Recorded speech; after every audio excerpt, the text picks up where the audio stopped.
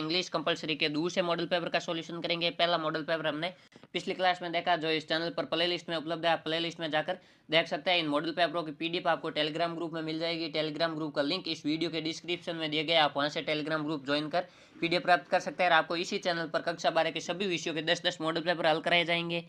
Board परीक्षा में paper हल करने के लिए आपको 3.25 घंटे का समय मिलेगा। पेपर है वो 80 नंबर का रहने वाला है। यहाँ आपकी सामान्य जानकारी के लिए कुछ निर्देश दिए गए। आपको इन निर्देशों की पालना करते हुए पेपर को हल करना है।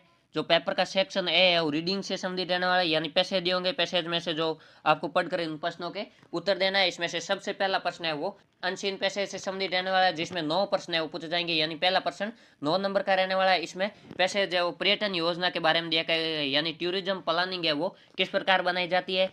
इसमें the nature and the scope of tourism planning continues to be continuous and some are nebulous because most government official and tourism industry practitioners harbor their own definitions and parameters of the task। यानी कि पर्यटन योजना की प्रकृति और कार्य क्षेत्र हमेशा विवादास्पद और कुछ हद तक अस्पष्ट भी बना हुआ। जो नेबुलियस है उसका अर्थ होता है अस्पष्ट, यानी जो हद तक स्पष्ट नहीं हुआ है, क्योंकि अधिकांश सरकारी अधिकारी और जो पर्यटन उद्योग के व्यवसायी है इस कार्य में अपनी अपनी परिभाषा और अपने अपने मानक रखते हैं, यानी उनकी अलग अलग डेफिनेशन और अलग अलग पैरामीटर है।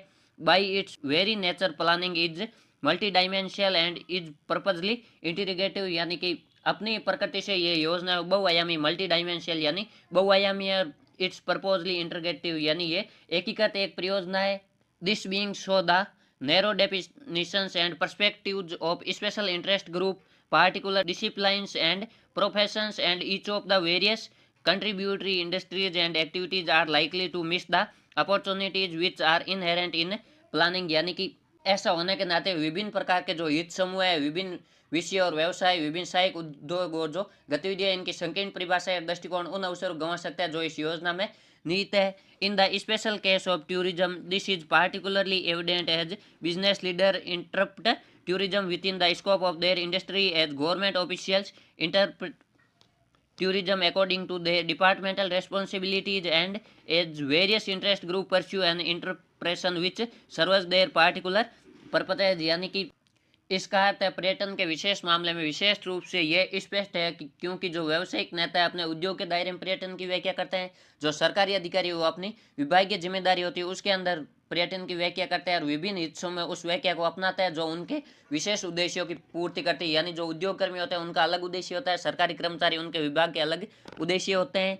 Seldom are the interest of tourism as per she relieved that is tourism in its most expensive form incorporating social, cultural, environmental, economic, technological, trade, psychological, political and many other dimensions।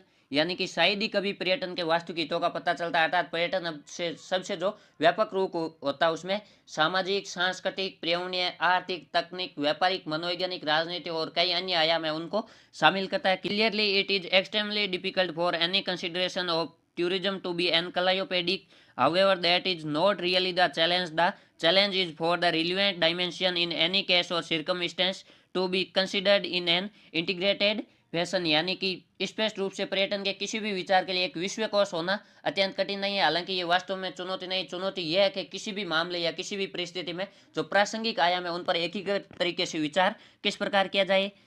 There is general concurrence that the pursuit of planning is seldom as success as its most ardent advocates would like। Perhaps this is not surprising given the complexity of the individual corporations, businesses and governments। यानी कि इस बात पर सामान्य सहमति है कि योजना का अनुसरण शायद उतना सफल होता है जितना कि इसके कट्टर समर्थक चाहते हैं। शायद यह व्यक्ति, निगम, व्यवसाय और जो सरकार के बड़े निर्णय उनकी जटिलता को देखते हुए आश्चर्यजनक नहीं है। As skills in planning have increased, it has become commonplace that planning should be continuous, flexible, reflective of changing socio-cultural aspirations and responsible to new opportunities। यानी कि ये सामान्य बात हो गई कि योजना लचीली, बदलते सामाजिक सांस्कृतिक आकांक्षाओं को दर्शाने वाली और नए अवसरों के प्रति जिम्मेदार होनी चाहिए।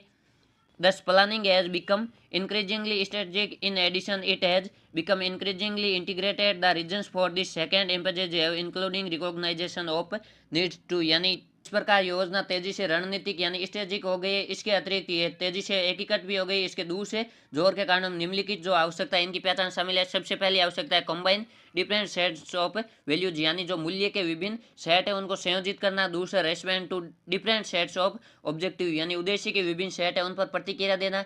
तीसरा है be responsive to demands of interconnectedness and pluralism incorporate tactics of deal with ambiguity uncertainty and complexity यानी कि अस्पष्टता अनिश्चितता और जटिलता से निपटने के लिए जो युक्तियां उनको शामिल करना। परस्पर जुड़ा हुआ और जो बहुलवाद की मांग है उनके प्रति उत्तरदायी होना। आगे even in the less complex circumstances of island countries at the early phase of tourism development it will be necessary for those charged with their responsibility to oversee or administer tourism planning in the public interest to be cognisant of two special dimensions. पहला dimension है strategic planning और दूसरा integrative planning यानी कि यहाँ तक कि पर्यटन के शुरुआती चरण में जो द्वीपीय देश है उनकी कम जटिल परिस्थितियों में भी सार्वजनिक हित में पर्यटन योजना की देखरेख या प्रशासन करने के लिए जिम्मेदार लोगों के लिए दो विशेष आयाम। पहला रणनीतिक योजना, दूसरी एकीकृत योजना के प्रति चुनौती थी। इस प्रकार जो पैसेज है ये पर्यटन योजना पर है यानी जो टूरिज्म प्लानिंग है वो किस प्रकार की होनी चाहिए। आपको पैसेज को 2 से 3 बार पढ़ना है, उसका अर्थ ग्रहण करना है और उसके बाद है वो जो पूछे गए प्रश्न है उनका उत्तर देना है। यहाँ आपकी सुविधा के लिए इसका हिंदी अनुवाद भी दिए गए, ये आप PDF से पढ़ सकते हो। इसमें सबसे पहला प्रश्न है why is the nature and scope of tourism planning continuous and nebulous यानी जो पर्यटन योजना की प्रकृति और इसका विशेष क्षेत्र या दायरा है वो विवादास्पद और अस्पष्ट क्यों है। The nature and scope of tourism planning is continuous and nebulous because most governmental official and tourism industry practitioners harbor their own definitions and parameters of the task यानी पर्यटन योजना की प्रकृति और दायरा विवादास्पद इसलिए है क्योंकि अधिकांश सरकारी अधिकारी और जो पर्यटन उद्योग के व्यवसायी है इस कार्य की अपनी अपनी परिभाषाएं और मानक रखता है। यह हमने पैसेज में सबसे शुरुआत में पढ़ा था। आगे दूसरे how does the narrator find planning bye it's very nature यानी वर्णन करता योजना को उसकी प्रकृति के अनुसार कैसा पाता है। The narrator bye it's very nature finds planning multi dimensional and purposely interrogative यानी वर्णन करता जो प्लानिंग यानी योजना उसको उसकी प्रकृति से बहुआयामी और जानबूझकर एक ही करता है वो पाता है यानी उद्देश्य से एक ही करते पाता है। तीसरा how do the government official interpret tourism यानी जो सरकारी अधिकारी और पर्यटन की व्याख्या किस प्रकार करता है। The government official interpret tourism according to their departmental responsibility यानी जो सरकारी अधिकारी अपनी विभागीय जिम्मेदारी के अनुसार पर्यटन की व्याख्या करते हैं। आगे चौथा प्रश्न है what does the expensive form of tourism incorporate यानी जो पर्यटन का व्यापक रूप है वो अपने में क्या क्या शामिल करता है। The expensive form of tourism incorporate social cultural environmental economical technological trade psychological political and many other dimension यानी जो पर्यटन का व्यापक रूप है सामाजिक सांस्कृतिक पर्यावरणीय आर्थिक तकनीकी व्यापार मनोवैज्ञानिक राजनीतिक और जो अन्य कई आयाम है उनको शामिल करता है। आगे पांचवा प्रश्न है how should the planning of tourism be done यानी पर्यटन की योजना कैसे बनाई जाने चाहिए। The planning of tourism should be continuous flexible reflective of changing socio cultural aspirations and responsible for new opportunities यानी जो पर्यटन की योजना निरंतर लचीली बदलती सामाजिक सांस्कृतिक आकांक्षा उनको दर्शाने वाली और नए अवसरों के प्रति जिम्मेदार होनी चाहिए। आगे सातवां प्रश्न है which two special dimension of tourism planning does the narrator mentioned है यानी वर्णन करता है यहाँ पर्यटन योजना के किन दो विशेष आयामों का उल्लेख करता है। Strategic planning and integrated planning are two special dimension of tourism planning that the narrator mentions है यानी एक रणनीतिक योजना और दूसरी एकीकृत योजना ये दो विशेष आयाम है जिनका वर्णन करता है यहाँ उल्लेख करता है।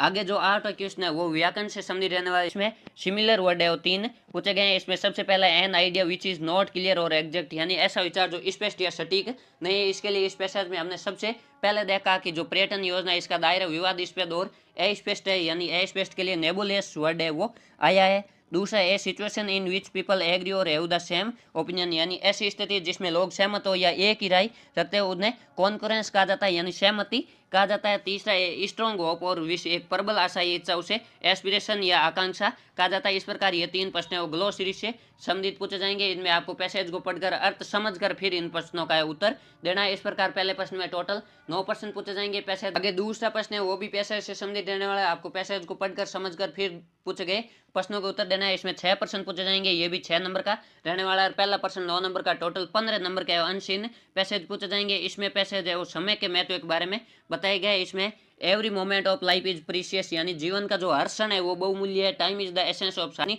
जो समय है वो जीवन का सार है।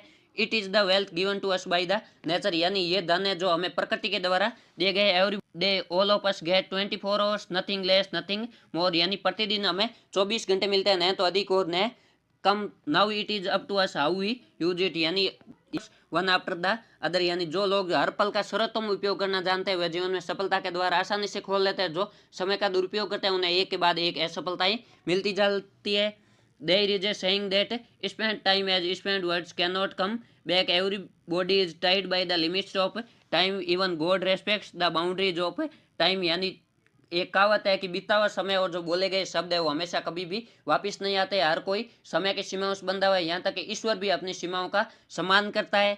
Work wins appreciation only when it gets completed in a request time frame, beyond the time allotted work loses all its utility, however good may have been its quality, just as falling of rains after the crops have dried up have no use. Likewise, when the time has passed the deadline, the work loses its importance and values, यानी कि कार्य की सराहना तभी होती है जब आवश्यक समय सीमा में कार्य पूरा हो जाए। आवंटित समय के बाद कार्य अपनी उपयोगिता खो देता है, चाहे उसकी गुणवत्ता कितनी भी हो। जैसे फसलों के सूख जाने के बाद बारिश का कोई लाभ नहीं होता, वैसे ही समय सीमा यानी डेडलाइन पूरी होने के बाद समय अपना कार्य और महत्व है वो खो देता है। आगे, when iron is hot it can be cast into whichever shape we want. Once it gets cold nothing can be made out of it, however much we may beat the same. In the same way, a person who has learned to wisely use his time and has understood how to cast himself according to the need of the time has actually learn the true मंत्र of life, यानी जिस प्रकार जो लोहा गर्म होता है उसे हम मन चाहे आकार में ढाल सकते हैं। एक बार जब ठंडा हो जाता है उसके बाद उसे कुछ भी नहीं बनाया जा सकता है, चाहे हम उसे कितना भी पीटे। उसी प्रकार जिस व्यक्ति ने अपने समय का बुद्धिमानी से उपयोग करना सीख लिया और ये समझ लिया कि समय की आवश्यकता के अनुसार खुद को कैसे डालना है, उसके जीवन का वास्तविक सच्चा मंत्र सीख लिया है। Shakespeare wrote that one of his plays I wasted time now I don't time waste me, यानी कि शेक्सपियर जो एक महान उपन्यासकार है, उन्होंने एक बार अपने एक नाटक में लिखा है कि मैंने समय बर्बाद किया, अब समय वो मुझे बर्बाद करा है। It is true that a person who waste even a time little bit of time loses wonderful opportunities that he could have otherwise availed by utilise that time. All the great leaders have one thing in common, they wisely utilise every moment of their time. One, other people are busy in wasting time in laziness. Great men are busy in making plans for the future. There is no person in history who wasted his time and still managed to achieve greatness, यानी कि ये सच है, जो व्यक्ति थोड़े से समय को भी बर्बाद करता है वह शानदार अवसरों को खो देता है जिन्हें वह समय का उपयोग करके प्राप्त कर सकता था। सभी महान जो लीडर है उनमें एक बात समान होती है, वे अपने समय के हर पल का बुद्धिमानी से उपयोग करते हैं। जब अन्य लोग आलस्य में अपना समय बर्बाद करने में व्यस्त होता है तो महान पुरुष है भविष्य की योजना बनाने में व्यस्त होता है। इतिहास में ऐसा कोई व्यक्ति नहीं है जिसने अपना समय किया और फिर भी उसे महानता हासिल करने में सफल रहा हो। Therefore, there is great need to manage time wisely. Careful time management refers to careful planning of time, sincere execution of this plan. This is the only mantra of to attain success in any endeavor. Change in outlook and some modification in one's daily routine can result in a big jump forward towards greater achievement, यानी कि इसलिए समय का बुद्धिमानी से प्रबंधन करने की बहुत आवश्यकता है। सावधानी पूर्वक समय प्रबंधन का अर्थ है समय का सावधानी पूर्वक नियोजन और इस योजना को निष्ठापूर्वक क्रियान्वयन। किसी भी प्रयास में सफलता प्राप्त करने का यही एकमात्र है वो मंत्र है। दृष्टिकोण में एक साधारण बदलाव और अपनी जीवनचर्या में कुछ संशोधन से बड़ी उपलब्धियों की ओर एक लंबी छलांग लगी जा सकती है। इस प्रकार ये पैसेज है इसमें समय के महत्व के बारे में बताया गया है, यानी कि अगर यदि हम समय को नष्ट करते हैं तो समय हमें बर्बाद कर देता है। यहाँ आपकी सामान्य सुविधा के लिए इस पैसेज का हिंदी अनुवाद भी दिए गए। ये हिंदी अनुवाद आप है वो पीडीएफ से पढ़ सकते हो। इसके बाद इसका सबसे पहला प्रश्न है, according to the passage how much time is given to everyone daily, यानी गद्यांश के अनुसार प्रत्येक व्यक्ति को कितना समय दिया जाता है। Everyone is given 24 hours daily, यानी प्रत्येक व्यक्ति को दिन में वो 24 घंटे दिए जाते हैं। दूसरे, व्हाट डिटरमाइंस सक्सेस और फेल्योर इन लाइफ, यानी जीवन में सफलता या असफलता का निर्धारण क्या करता है। सक्सेस और failure in life is determined by the way we use over time, यानी जीवन में सफलता या असफलता हमारे समय का जो उपयोग करने का तरीका है वो निर्धारित करते हैं। तीसरा, when does work win appreciation, यानी कार्य की सराहना है वो कब होती है। Work wins appreciation when it is completed in the request time frame, यानी कार्य की सराहना तब होती है जब वह आवश्यक समय सीमा में पूरा हो जाता है। चौथा प्रश्न है, what does hot iron symbolise in the passage, जो गद्यांश में गर्म लोहे का उदाहरण लिया गया, ये गर्म लोहा किसका प्रतीक है। Hot iron in the passage symbolise opportunities and timing, यानी गद्यांश में गर्म लोहा अवसर और सही समय का है वो प्रतीक है। पांचवा क्वेश्चन है find out the opposite word for waste, यानी वेस्ट जो बर्बाद करना है उसके लिए आपको अपोजिट वर्ड ढूंढना है, और अपोजिट वर्ड है इसी पैसेज से लिखना है। इसमें आया यूटिलाइज यानी सही उपयोग, और इसका अपोजिट होता है वेस्ट यानी बर्बाद करना। छठा क्वेश्चन है find out the same word for a line that marks the limit, यानी वह रेखा जो सीमाओं को चिन्हित करती है उसके लिए एक समान शब्द खोजना है। इसमें समान शब्द है वो बाउंड्री आया, बाउंड्री का अर्थ है वो सीमा होता है।